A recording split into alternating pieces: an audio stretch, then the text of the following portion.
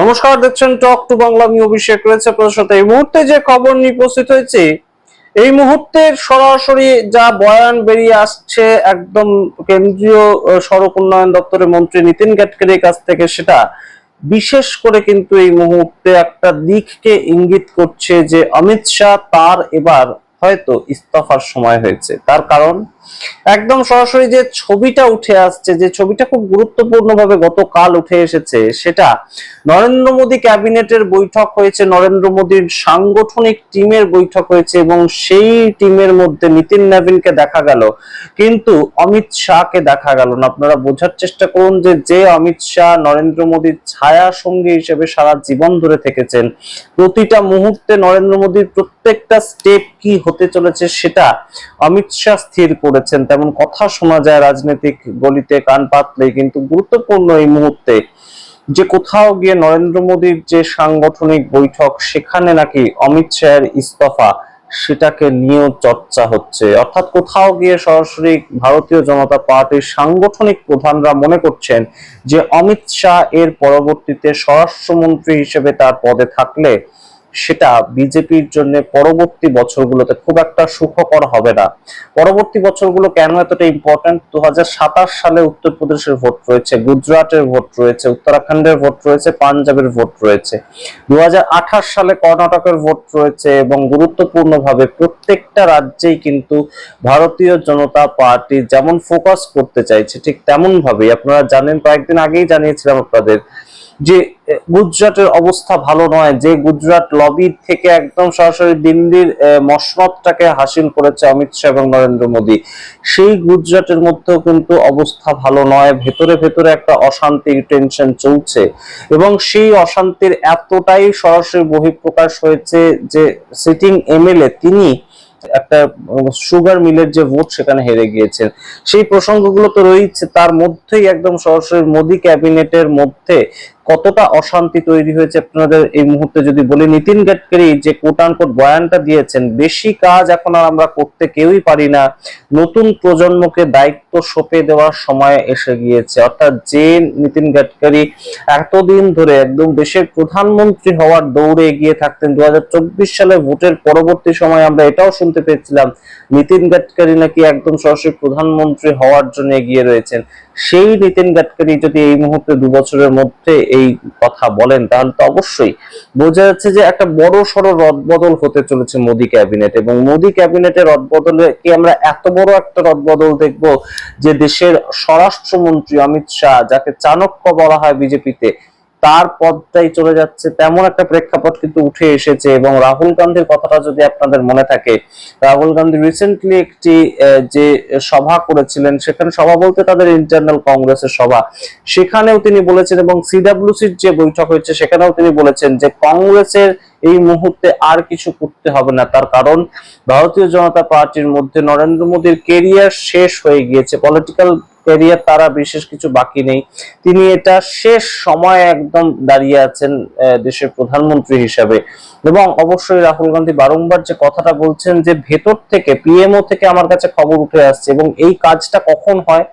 একমাত্র কিন্তু এই কাজটা আমরা বিভিন্ন সময় সরকারের ভেতর থেকে যখন খবর বেরিয়ে আসে, তখন এটা বুঝতেই হয় যে সরকারের আমলা যারা রয়েছেন, সরকারের যারা পুলিশ প্রশাসন রয়েছেন, তারা কোথাও গিয়ে বুঝতে পারছেন যে সরকারের অবস্থা খুব একটা ভালো নয়। এরা পুরোপুরি একদম শেষ করতে পারবে কিনা সেই নিয়ে সন্দেহ হয়েছে, আর যে শেষও করতে পারে পরে রিপিট করবে না। পশ্চিমবঙ্গ সরকারের তৃণমূল কংগ্রেসের যে অবস্থা হয়েছিল শেষের দিকে, একদম তৃণমূল কংগ্রেস যখন এসেছিল, বাম সরকারের যে অবস্থাটা হয়েছিল, কিংবা মোদী সরকার যখন প্রথম এসেছিল 2014 সালে, 2012-13 সাল থেকে আমরা একদম সরাসরি কিন্তু বুঝতে পারছিলাম যে ইউপিএ সরকারের অবস্থা ভালো নয়। এবং সেই প্রক্রিয়াটাই কিন্তু এই মুহূর্তে তৈরি হয়েছে, অনেকেই তেমন বলছেন। অনেকে আবার এটাও বলছেন একদম সরাসরি যে 2026 সালে সবচেয়ে বড় যেটা নরেন্দ্র মোদী সরকারের সেটব্যাক তৈরি হলো, সেটা ধর্মেন্দ্র প্রধানের ইস্তফা শিক্ষামন্ত্রীর পদ থেকে। কিন্তু অনেকেই যেটা বিশ্লেষণ করছেন, এই মোদী ক্যাবিনেটের মধ্যেও যেটা বিশ্লেষিত হয়েছে, চর্চিত হয়েছে, সেটা এই যে ইস্তফা, সেটার পেছনে অনেকটা বড় একটা ফ্যাক্টর হচ্ছে অমিত শাহ এবং তার যে পুলিশের লাঠিচার্জ। 20 তারিখ যদি লাঠিচার্জ না করা হতো, 20 তারিখ যদি প্যালেট গান না চালানো হতো, ছাত্রদেরকে কন্ট্রোল করতে যদি এতটা বল প্রয়োগ না করতো সরকার, তাহলে সরকারের ওপর এতটা চাপ বাড়াতে কখনোই পারতো না ককরোচ জনতা পার্টি। এবং 20 তারিখের পর থেকে আন্দোলনের যে মাত্রাটা বৃদ্ধি পেয়েছিল, সেটার ফলেই 25 তারিখ সরাসরি কিন্তু ইস্তফা দিতে হলো। মোদী সরকার হয়তো ভেবেছিল বা অমিত শাহ হয়তো ভেবেছিলেন যে ইস্তফা হয়ে গেলে ধর্মেন্দ্র প্রধানের সম্পূর্ণ বিষয়টা থেকে তারা ছাড়া পেয়ে যাবেন, কিন্তু সেখানে বাদ সাধলেন রাহুল গান্ধী এবং বিরোধীরা। তারা পর পর প্রতিদিন সংসদে এতই চাপ তৈরি করলেন যে অমিত শাহ প্রথমে তো বললেন যে আমরা একদম সরাসরি প্রস্তুত রয়েছি, কিরণ রিজিজুকে দিয়ে বলালেন যে অমিত শাহ এসে বয়ান দেবেন। তারপর অমিত শাহ নিজে একদম সরাসরি ওম বিড়লাকে চিঠি লিখলেন যে আমি বয়ান দিতে চাই, কিন্তু শেষ পর্যন্ত আসতে পারলেন না। এবং সেই জায়গাটাই কিন্তু সরাসরি এই মুহূর্তে অনেকেই মনে করছেন যে অমিত শাহ যদি আসতেন সংসদে, তাহলে সংসদ শুধু উত্তাল হয়ে উঠতো তাই নয়, হয়তো অমিত শাহকে একদম সরাসরি ইস্তফা দিতে হতো। কারণ রাহুল গান্ধী সেই দাবিটাই তুলেছিলেন যে দুটো অধ্যায় হতে পারে 20 তারিখের ক্ষেত্রে। এক, তিনি ডাইরেকশন দিয়েছিলেন, তিনি তাহলে দোষ স্বীকার করুন যে আমি ডাইরেকশন দিয়ে ভুল করেছিলাম, ছাত্রছাত্রীদের উপর প্যালেট গান চালানোর ডাইরেকশন দিয়েছিলাম কিন্তু ভুল করেছিলাম, হয় সেটা তাকে স্বীকার করতে হবে। আদারওয়াইজ তিনি বলবেন যে আমি আমার অজান্তে এই ঘটনা ঘটেছে, সেই ক্ষেত্রে তাকে ইস্তফা দিতে হবে। তো এই যে জায়গাটা রাহুল গান্ধী বারংবার তৈরি করেছিলেন, তিনি বলেছিলেন যে আমরা কোন রকম জ্ঞান শুনতে চাই না অমিত শাহের কাছ থেকে, নতুন এডুকেশন পলিসি কিংবা একদম নতুন ভাবে কিভাবে নিট পরীক্ষার পেপার লিক হলে সেটাকে আটকানো যাবে, এইসব আমরা শুনতে চাই না। আমরা শুনতে চাই যে 20 তারিখ স্টুডেন্টদের উপর অত্যাচার হয়েছিল কিনা। এবং সেই যে জায়গাটা, সেখান থেকে সঞ্জয় রাউত বলছেন দেশের প্রধানমন্ত্রী হিসেবে নরেন্দ্র মোদী এটাই তার শেষ জন্মদিন পালন করবেন প্রধানমন্ত্রী হিসেবে। তাহলে কি এবার সরাসরি প্রধানমন্ত্রীকে মার্গদর্শন মন্ডলীতে পাঠানো হবে, সেই সময়টা এসেছে? সেটাই কিন্তু একদম সরাসরি নীতিন গাডকারি ইঙ্গিত করেছেন যে আমরা আর বেশি কাজ করতে পারি না, নতুন প্রজন্মকে দায়িত্ব সঁপে দেওয়ার সময় এসেছে। এবং সেখান থেকেই কিন্তু সরাসরি আমরা ইতিমধ্যে দেখতে পেয়েছি মুরলী মনোহর যোশী থেকে আরএসএস প্রধান মোহন ভাগবত প্রত্যেকেই চাইছেন যে এই মুহূর্তে সরাসরি কিন্তু স্টুডেন্টদের কথাটা যাতে শোনা হয়। ককরোচ জনতা পার্টির যে আন্দোলন, সেই আন্দোলনের আবারও ডাক দিতে হয়েছে।